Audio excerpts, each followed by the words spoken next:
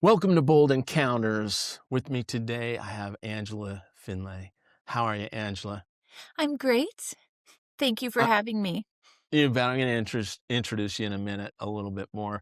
But I love the thought that you have in your expertise right now. I'm going to hear your top piece of advice right off the bat. What is it?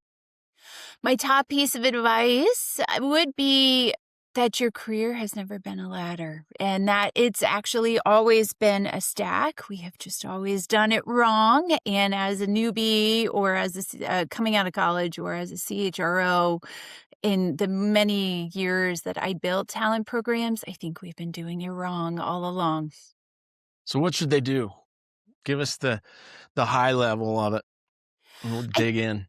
Yeah, I think at the end of the day, we are the collective of our experiences. And every experience, we are building another skill or another ability or another competency. And that at the end of the day, that is what we should be tracking, not job titles, not promotions, but it's really about making sure that we're looking at the skills we build in everything we do in our life and then inventorying them, being intentional with them, and building a narrative around them. And then that is what it's really about when we talk about careers. Why is it now that every experience you have in life should be part of your stack, really? Why are you switching this now? I honestly think it's always been, we just tried to hide it, right? Like it wasn't on your CV or your resume, but intuitively inside, when I think about some of the best talent I've hired as a CHRO in organizations, they come having done a ton of other things outside the organization. And so they actually were bringing all of these skills, but we never asked about them and we never wanted to know about them and we never tapped into them. And I think the reality is knowing that careers don't look the same, that paths are just suddenly going away right now as we thought about it. It is giving space for us to be more intentional about thinking about skills from a broader perspective. So I don't know that it's a brand new thing, but I think because things are not so linear and predictable anymore, it opens the door for us to actually have conversations about all of the skills we have because things look different now. So I think that's a good place to talk about who you are. You are a CHRO, a Chief Human Resource Officer at heart. I can tell by reading everything about you. And you have started out that executive role in banking and fractionally in many Fortune 500 places and other places. Please correct me at any time if I'm wrong. And you also do adjunct work Columbia, which was really impressive. And you must know your stuff. And you're the CEO of your firm. And you are also not just the CEO, it seems like you really want to say that you're the chief human resource strategist, right? It is, yes. We get to make up Yeah. our own titles when we're on our own, which is nice. Yeah. And do you say the whole name of your company, or do you use the first word, or what do you say? Windward Human Capital Management is typically what we go by. You don't go by the acronym at the end, which is good. We non-HR people need to know what the human capital management, the HCM, stands for. So Windward, and you run that, and it is a fractional and a project and all sorts of things. The line that got me, I'm going to give you a chance to give a little pitch at the end since you're willing to do this with me, but I loved one line about really most about all of it. You said, we don't get to theory with our prospects and clients. We get right into the practical, something like that. Yeah, Did I get that close? you did. You did. Yeah. I was very Yeah. intentional with that statement. Yes. Yeah. You got me. You got me. So I want to ask a little bit about who you are. Tell me where you grew up. Tell me about your life right now, just for a moment, just so we know who you are, and maybe some things you've had to overcome. Yeah. So who I am, let's see. a couple of little tidbits, I think, that give you a little bit of insight into who I've become over the years. I grew up a family with three of us, the oldest child, which tends to be, certainly my controlling and overachieving personality comes from that place in the family positioning. Um, I also moved a lot as a kid. So my Mm. party, information where someone says, "Tell me something interesting about you," is by the time I graduated from college, I had moved, I think something like 7 times and, Oh, 4 wow. states. And it wasn't a military role. Everyone thinks I was a military child. It was a newspaper child. So anybody that's younger and doesn't understand the newspaper business doesn't realize that you had to actually live in each town you were a newspaper executive with, which is what my father was. So we kept moving, right? And, I often go back and say, that really made me who I was from the standpoint that you had to really be comfortable with yourself, right? Walking into a brand new high school as the new kid in a school where there were only 55 kids in your class and be comfortable knowing who you were, who I wanted to be, um, forcing myself, even though my natural tendency is probably a little bit more on the introverted side, to be an extrovert and get out there and be uncomfortable and then be able to see the benefits of pushing yourself that way, I think was like a skill. Again, like on the skill side, it was a skill that has kind of gone with me forever. Not to say that at the time I didn't think my father was the worst for moving me every time I got comfortable, right? But later on you go, huh, that actually helped me. Thank you, Dad. Yeah. Yeah. It makes a lot of sense why you talk about what you talk about. I loved hearing that. You are the first time you went to a new high school was not a piece of cake. I would imagine that that's absolutely true because it's not ever easy, even if you figured it out. But you're going through life and you have all these different environments and situations, and you've had to present yourself to the world so many times. And you see the rest of us thinking that just because we're in one city, none of that other stuff matters. Let's get to the work and the tasks and the bullets on the job description. And you're probably just shaking your head like, no, you, even in your own city, you should talk about all that you are. Is that close?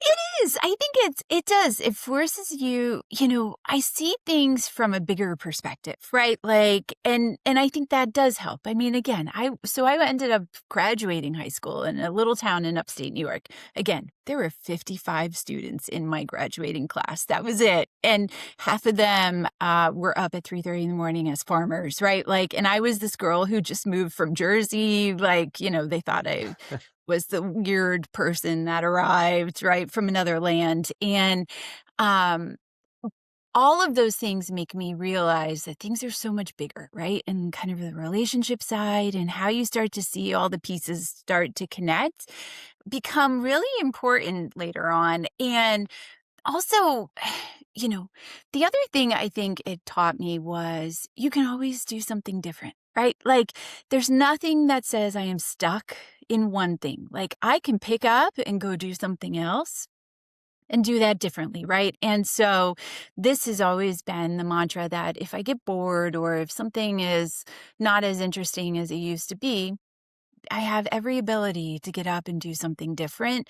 Where I think sometimes when you get to kind of, maybe the smaller town experiences or things along those lines, you feel like, well, this is it. This is all I have. And I have always had the view that there's so much more, right? And then I traveled for years. I got to spend, months in Tokyo. I oversaw people in Latin America. So I was spending a lot of time down there. I went to Europe for work. And you just go, wow, there's so much, right? There's so much out Yeah. there um, that I need to be willing to be uncomfortable, to change something if I don't like it, because I know there's so much out there and that it's not just this one thing that I'm beholden to for this period of time. Yeah. Well, you're the perfect person. I want to test out something that I think, and I don't hear it from anyone else, and you're the perfect person to test it out on as an expert in this field. As I look back, we talked about in our pre-call, we look back at having gone through all these experiences and not 17 anymore, but having really interesting and being blessed with really interesting and difficult experiences. And we look back on our career and we think, gosh, I wish I would have done everything different. But that's how we got here. So it's not fair to ourselves to say that. And one of the things that is interesting to me as I look back on my career and all the things that I wish I'd done differently, there's this insight that I want to test with you, and it is this. If you're in a job a few years and and you're unsettled and you're just not liking it, and you think the answer is to leave that corporation or that company and go be an entrepreneur or something. There's all sorts of conversations about that I don't want to have. But then you could also be an executive, you could be a CEO, and you could be coming out of a board meeting where they're nodding their head no, and you've got to change your course and pivot somehow.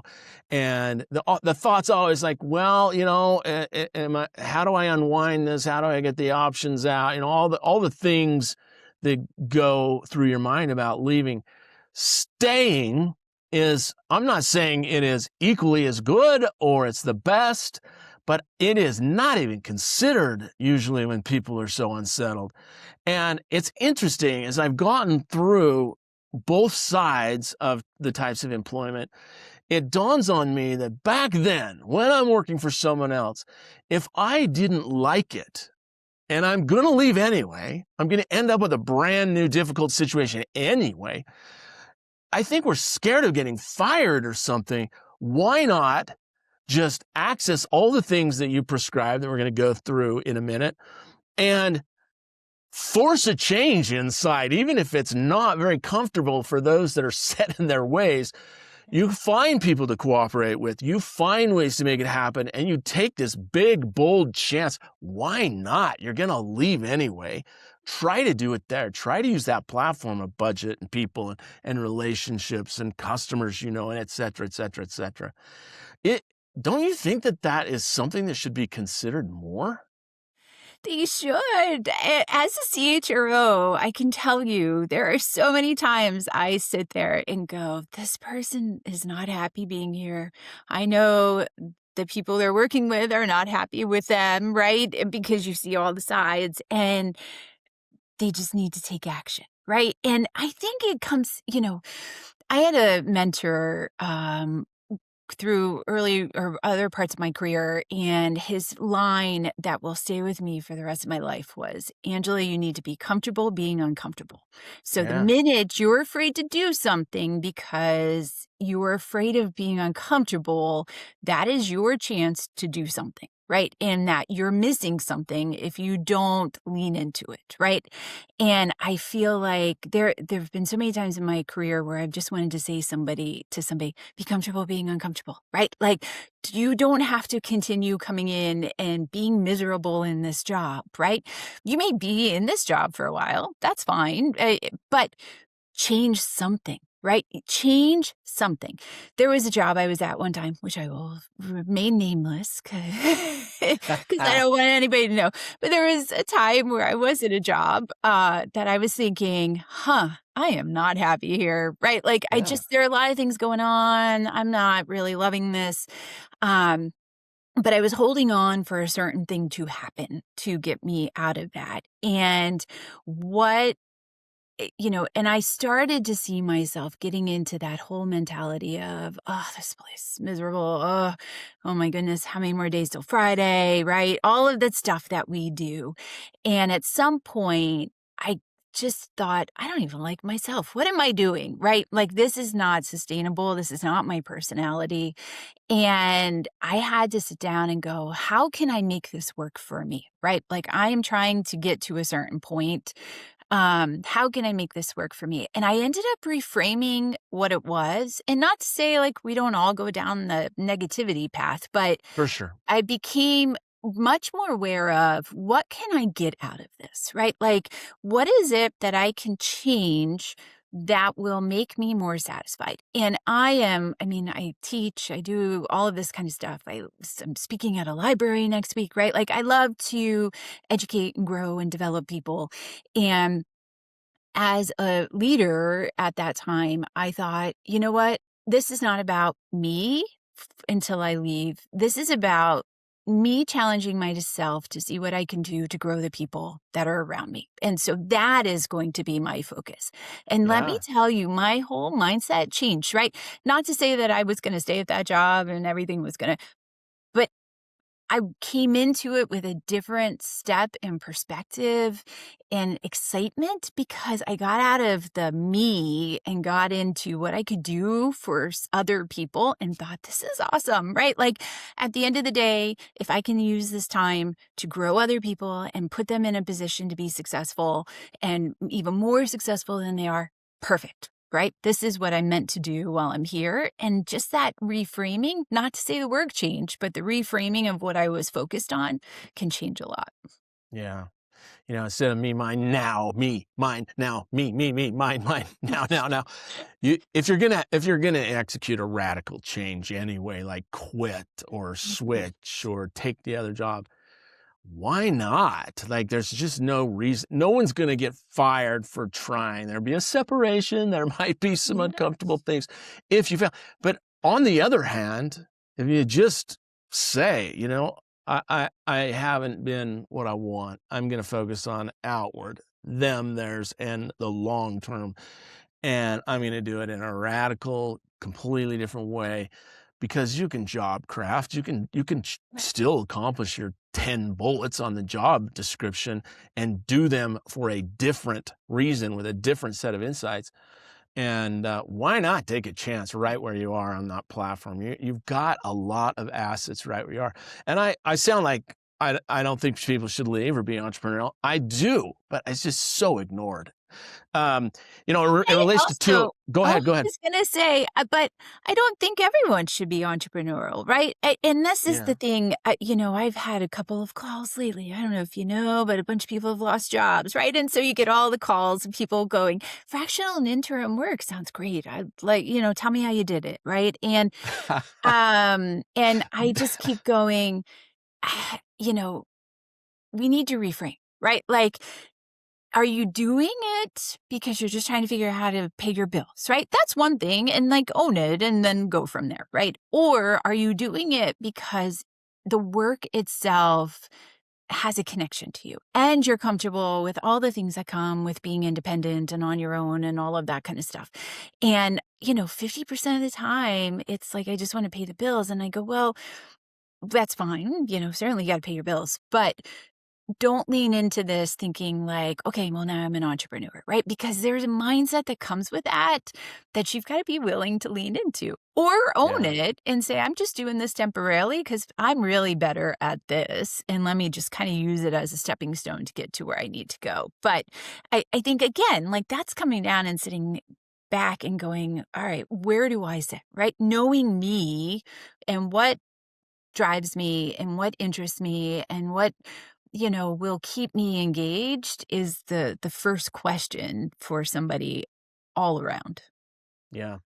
Yeah, in your new book, and we're going to talk about it a little more specifically a little later, but I just want to point out, you have this adaptability piece of the stack, and you've got this new knowledge ending to the stack.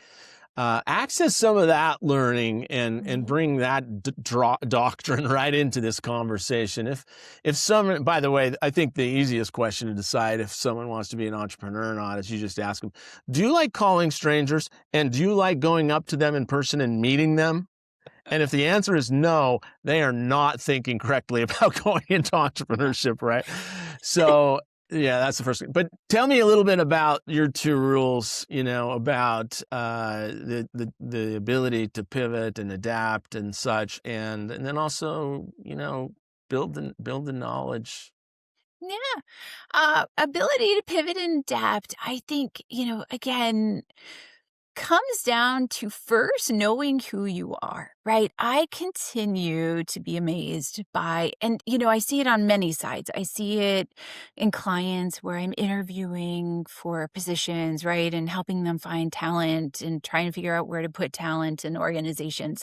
I see it with college students that I'm teaching that are maybe pivoting themselves.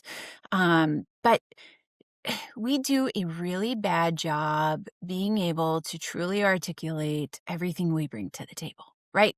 And to really know it, own it, and articulate it is such a powerful tool that many of us don't spend the right amount of time to do. And Mm, then with that, figuring out our story, right? Nobody loves a checklist of skills, right? Like that's what an applicant tracking system will do. It'll like go through and check the box of all the skills, right? But the thing that connects me to somebody that I'm interviewing or talking to is the story, right? Like, what's the through line? What's the narrative about like how all of this connects and how it comes together? And being able to, if I'm going to pivot, being able to articulate all that and then show how or explain and be able to demonstrate how that actually is what you need for that next position that you are going for or the next venture or whatever it is an impactful piece that yeah. we don't do a great job of, right? I think back, maybe I think I started teaching at Columbia maybe 5, 6 years ago. And some point early on, there was a student who was coming out of a career had nothing to do with human capital management, right? And so they were coming in, getting a master's, and then like trying to get over to HR.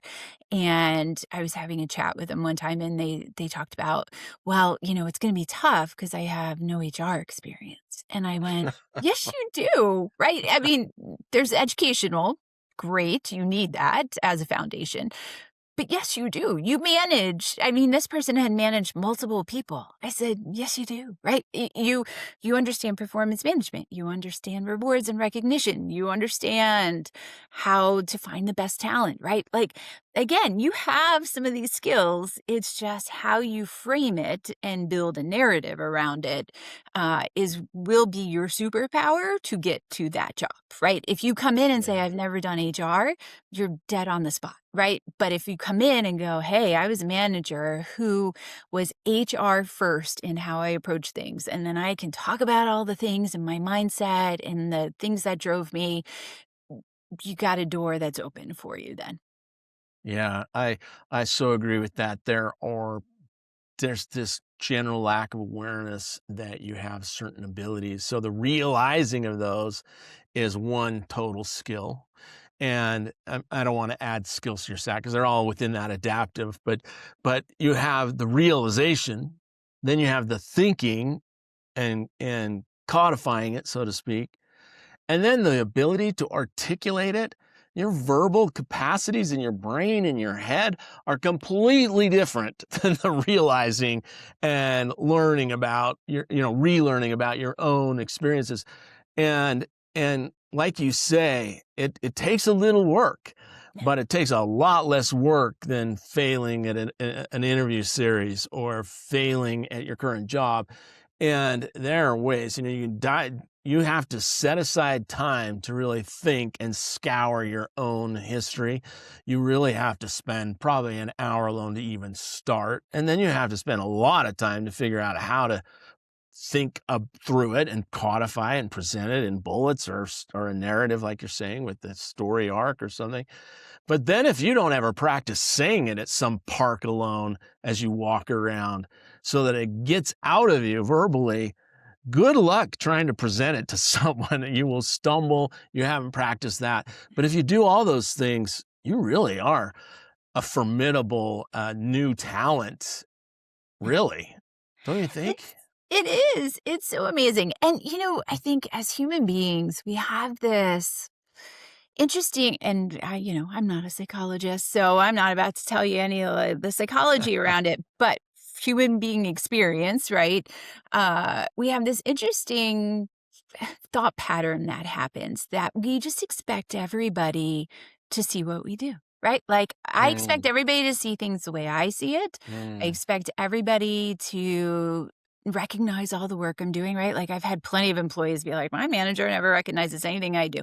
Well, should they? Probably. But at the end of the day, do they? No. right? Because as human beings, we tend to be focused on ourselves, right? Like the things that we see in front of us or the things that we're thinking about. And, it's that whole perception and like awareness, we're seeing it from our own lens. And I think, we've got to stop expecting other people to see what we see and being much better at making sure we're getting that image into their head. And that's where the narrative comes, right? It comes from me being able to paint the picture for you so that you can take it and path of least resistance, figure out what to do with it.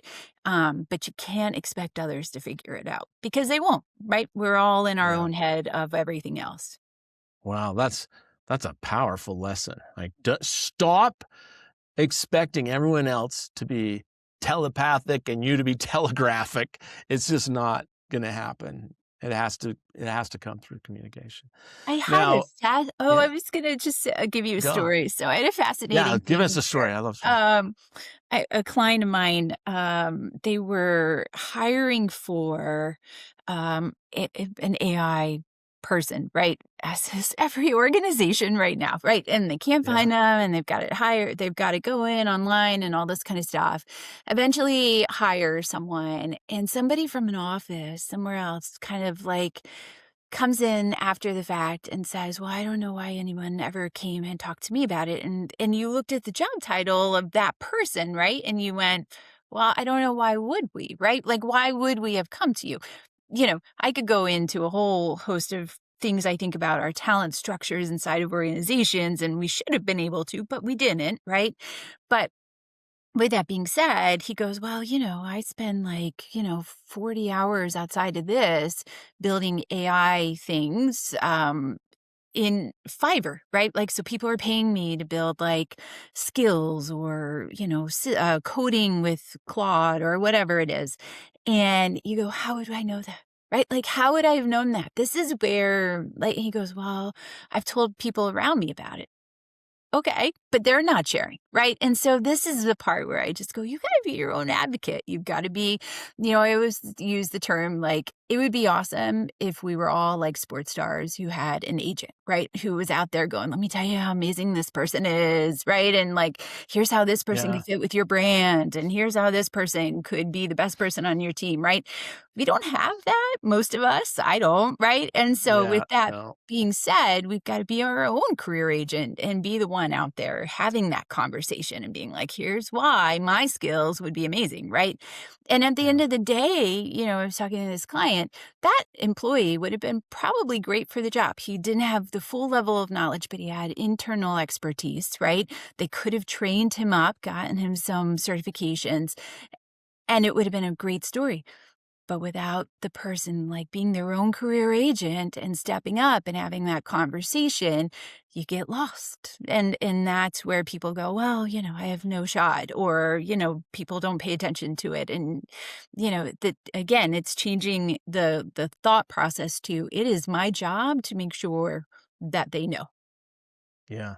Well, we started off talking about adaptability, and it seems like you may have slipped into your complementary stack. The acronym A in the middle is adaptability, and C is complementary, which is really about cooperate. All the C's, cooperation and the emotional intelligence and the human side of things, but that includes communication as one of Mhm. your tenets in that.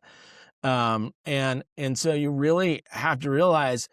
I just had someone yesterday that I ate breakfast with. That we were talking about business. I was talking to him, and he's a leader of a company. And at the end, he goes, "I'd really like to be able to speak like you. Do you think there's any chance?" I mean, that's just not who I am. It's not what I was born with. And we were all really born with that capability. It's just, it takes a lot of work. And a lot of work is not the same as going all the way through college and PhD school. It's far less than that. And so you have to be able to communicate the things that you've learned along the way and all these other parts of the stack. So I love that. And you tell me about the knowledge part of this. So that gentleman, he didn't know anything about AI 2 years ago because none of us did. So tell us about the knowledge, the K in your stack. Happy to. I will, if I could just add one thing on the Yeah, do C. add it. Last week, I don't know if you saw, but Jamie Dimon came out with a comment about EQ will be what wins in the next generation, right? Mm. And I thought that's complementary stack. Your ability to have human relationships, which again, like as the mother of teenagers, I can't stress it enough as they like live on a social online world, right? That your ability to actually speak to people will go so far, right? Especially in relation to kind of your generation. So I think C is especially critical.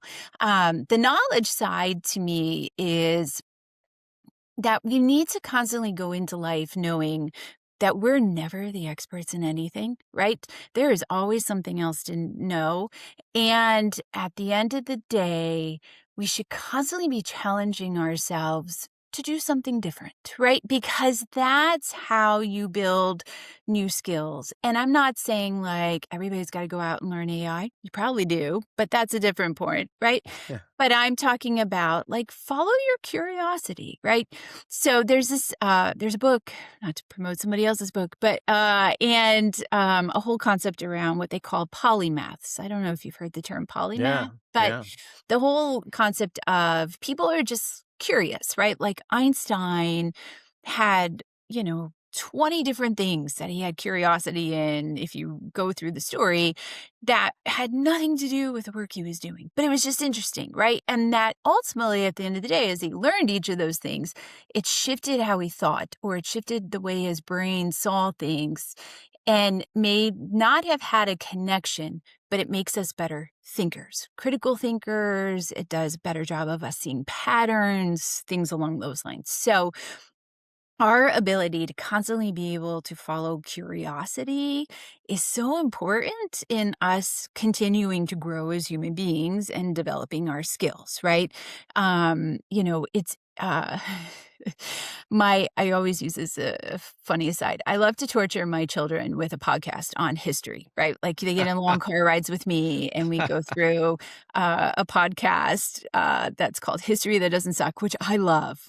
Like I wish I paid more attention to history as a child. Well, Uh, they didn't present it like they do on a no, podcast. that's true. It is way more entertaining this way than reading a Yeah. textbook. But we're going through and, I think we were in Civil War times and things along those lines. And then we went into Transcontinental Railroad. And my today is his 11th birthday. My 11-year-old is halfway listening in the back, right? And there was this whole thing about people revolting and protesting in DC because they didn't want the transcontinental initiative to move forward. It would remove jobs. People would be out of work. What would people do? All of this kind of stuff. And my Mhm. 11-year-old, 10-year-old at the time goes, that's like AI. And I thought, that right there is why knowledge seeking is so important, right? Like, not to say it's the exact same thing, but you're starting to see patterns and connections, right? And, Mhm. I have a story in the book about a gentleman. So I had gone out, like my book writing was really just started with me being interested in the topic. It was really a curiosity project. Because I see it as like the center of a Venn diagram, right? Like my work as a CHRO, my work with students and my own kids. And it's kind of like, what does it all look like going forward? And I had gone out and said, hey, I'm thinking about writing a book. Would people be interested in sharing their stories with me so I can kind of beta test some of the things that I was looking at?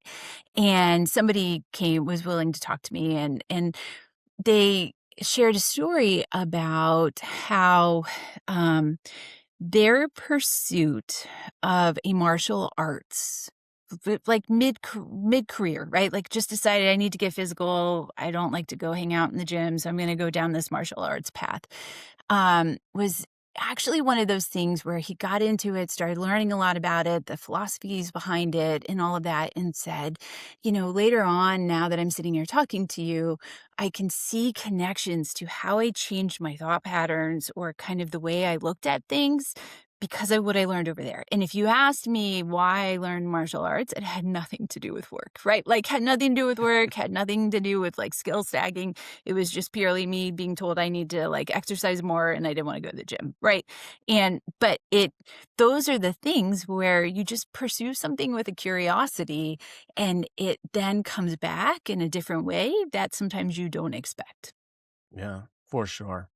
I think when I listen to that story, I think of what would Jocko Willink do without jujitsu as a topic on his show? It would transform everything. You know, people go deep on very curious things, and it really can. It's kind of like your Venn diagram. You're trying to pull as much into the Venn diagram from all the places. It's a beautiful image you paint there. So I want to just say something else that's complimentary about the book.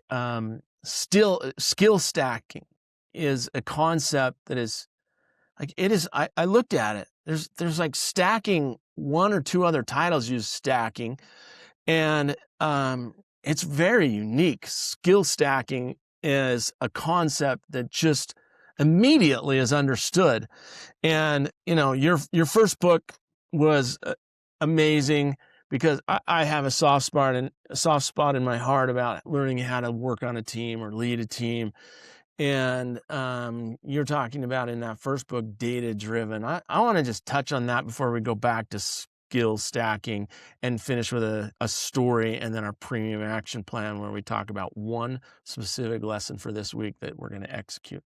So tell me a little bit about your previous book and what the big giant, or not big giant, but the most important takeaways maybe are from your team and data work. Interesting. So that first book came out of teaching a class about leading teams, right? And so part of what I had to do with that class is really try to figure out how do I pull things from all different places and try to like put together a class that teaches people about how you think about team leadership.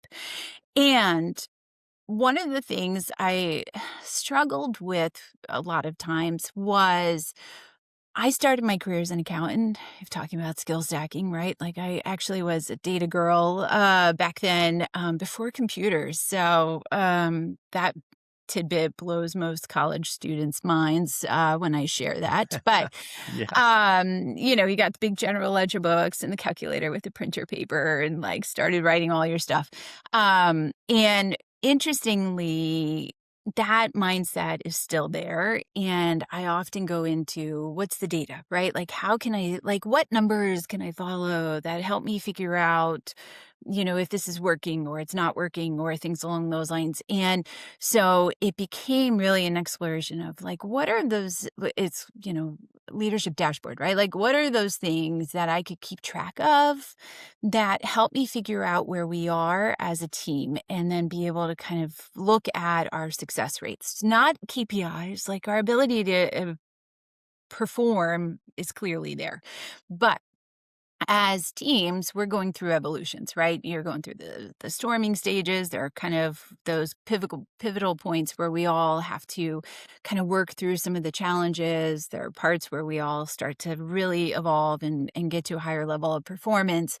And at those different evolutions, what should I be looking at that really become important to us from a data perspective, right? Mhm. And, really at the end of the day, it's just knowing I'm going to have a theme today I did not know I was coming in with, but it's about being intentional, right? Like Yeah. intentionally looking at things and saying, what is this telling me, right? What is this saying to me?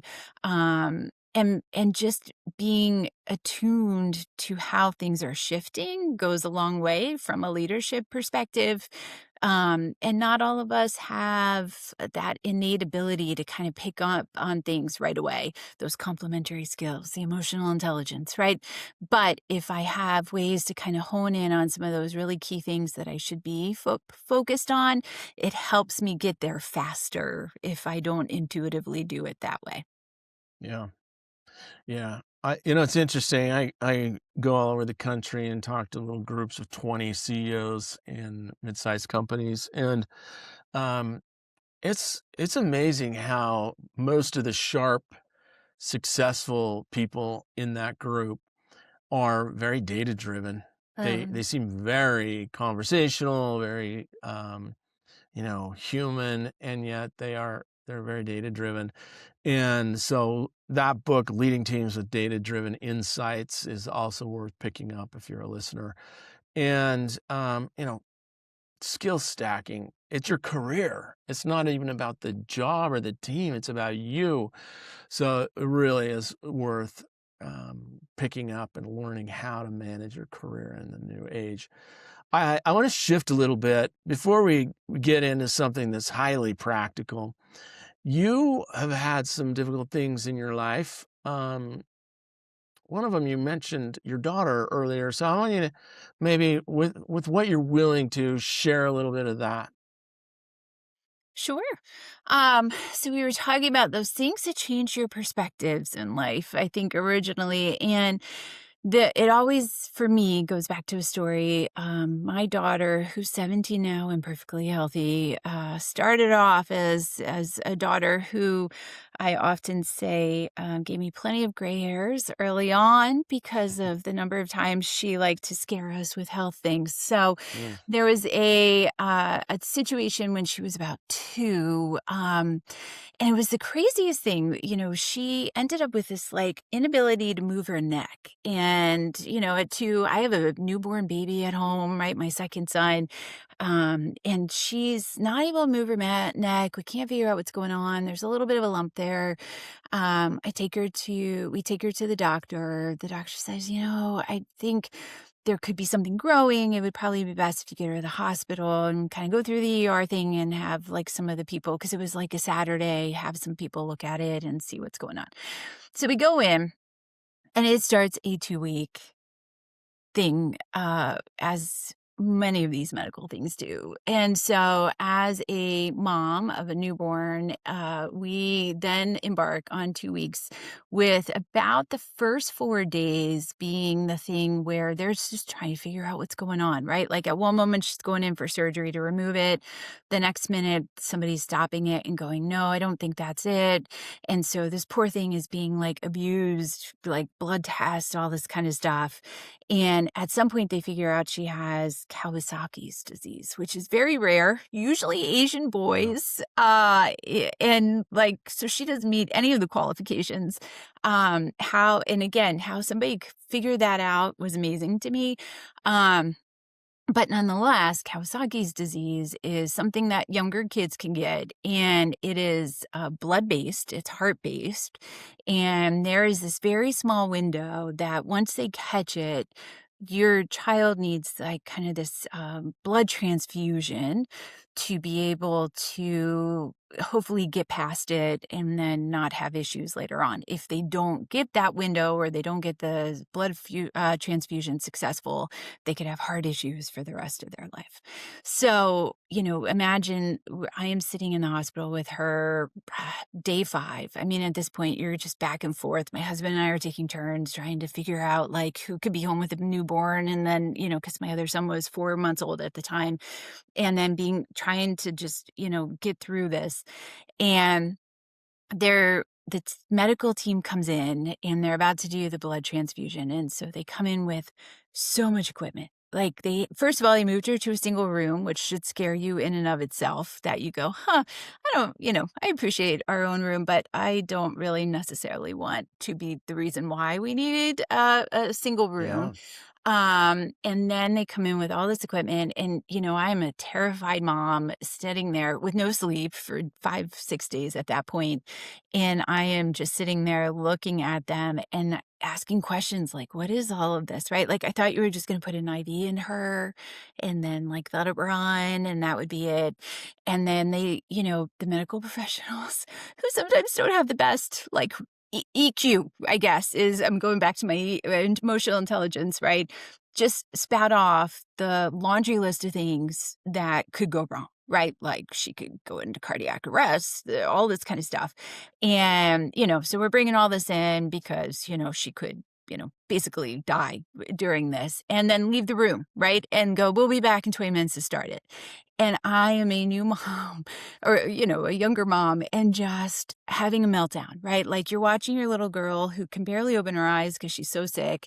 Oh, Laying in bed, just like not the child she was 2 weeks ago, and I am having a meltdown at that point, and my poor husband's home, taking care of a baby, and a custodian, or I think there's a different name for it now, but a custodian comes in, and it was just happened to be her shift at that time to come in and clean the room, and she comes in, and she sees me, like, having my meltdown and crying and all this kind of stuff, and she could have easily, like, grabbed stuff and then left the room, and instead, she came up to me and just, like, held my hand and said, "Honey, it's okay. We'll pray together. I'm gonna clean this room and make sure everything's safe for her, and the team here is amazing," and all of those encouragement things you needed to just get that, like, little extra, breath to be able to face what you were gonna face, and,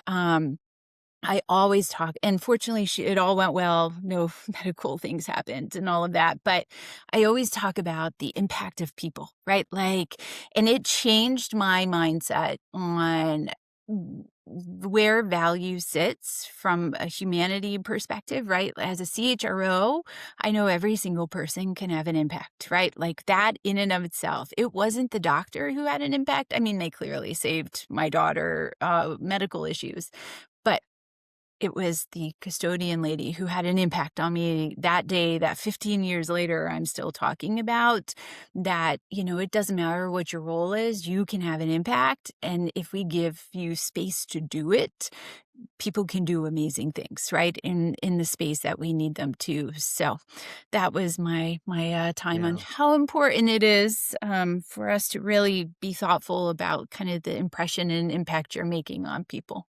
Yeah. I think it's a beautiful story. I've run into a couple of similar stories and they always touch me deeply. And I'll tell you why. I don't know if custodian's the politically correct word in that line of work right now. Hopefully I'll cross my fingers and think and hope that this next statement is acceptable. But when I ran into the first one, I looked up the etymology of janitor and custodian and similar cleaning professionals. And custodian is a beautiful word. Custodian is not just someone who cleans up, it's someone who is um, taking they're taking awareness from the people around them, and it has a lot to do with the people and taking care of those that are in the space that is being cleaned as well.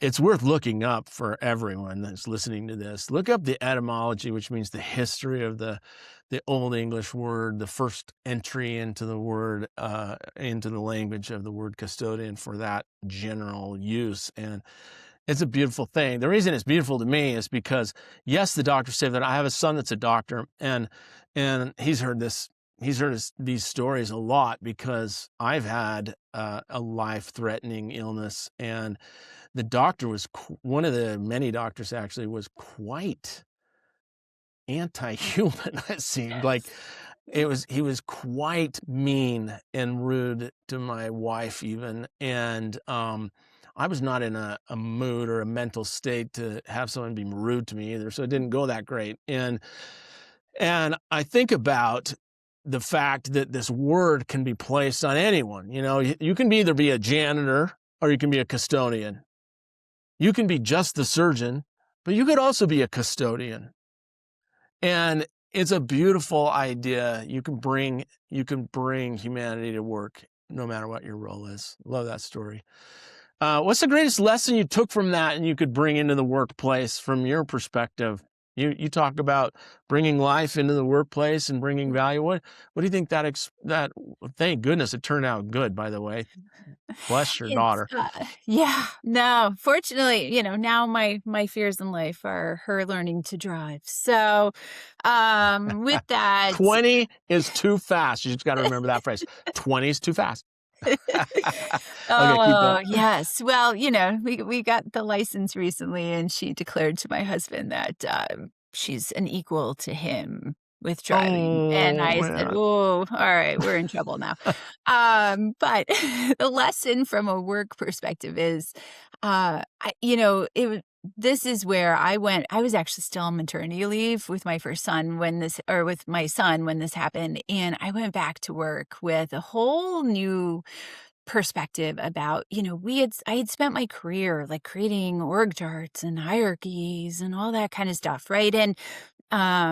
And we very much were constantly looking at like, how do you start to divide rewards and all that for, the hierarchies that we're living in.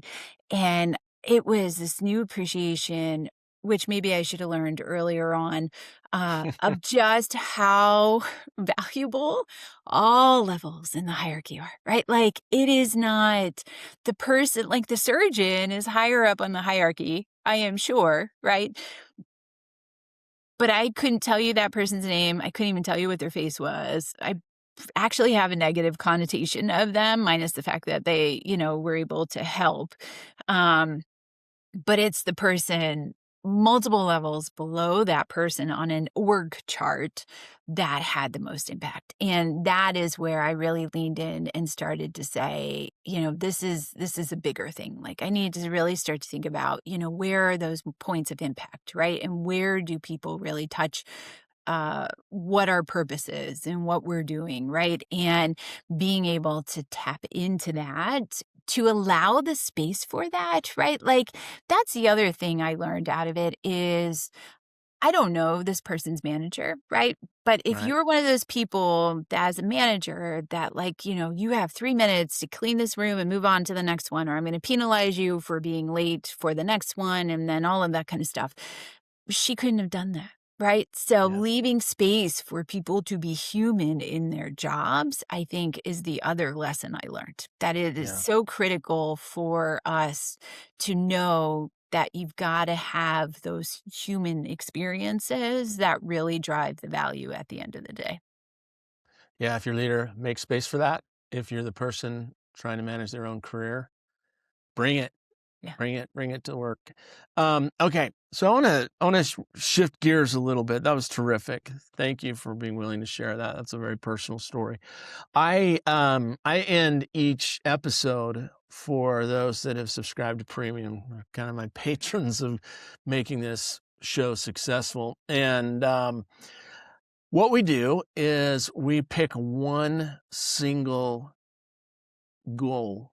It's a baby step. It can't take more than a couple hours because people are busy doing their day jobs and room for improvement is difficult to find.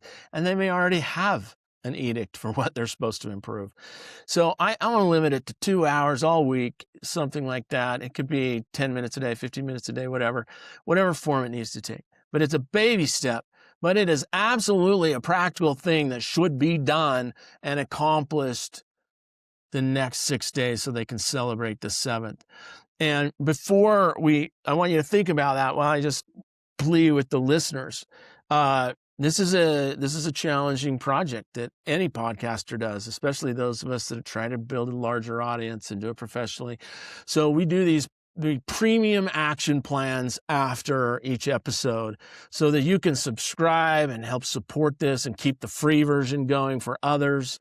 And yet you get an expert like this. We have a Columbia instructing CHRO CEO, and we have her telling you the most important thing to do this week for your career. And so we're going to do that next. So if you are not a club member and don't have premium access, you can get there on Spotify, you can get there on Apple, or you can get there on my own site, boldencounters.tv. boldencounters.tv actually gives you the ability through a mechanism that we have there to travel. You can place your premium in a lot of different places by choosing, and it's pretty easy to go through, and it's pretty inexpensive for what you get out of it career-wise. Gift Bold Encounters Premium today. Go to boldencounters.tv and start leading your life's work right now.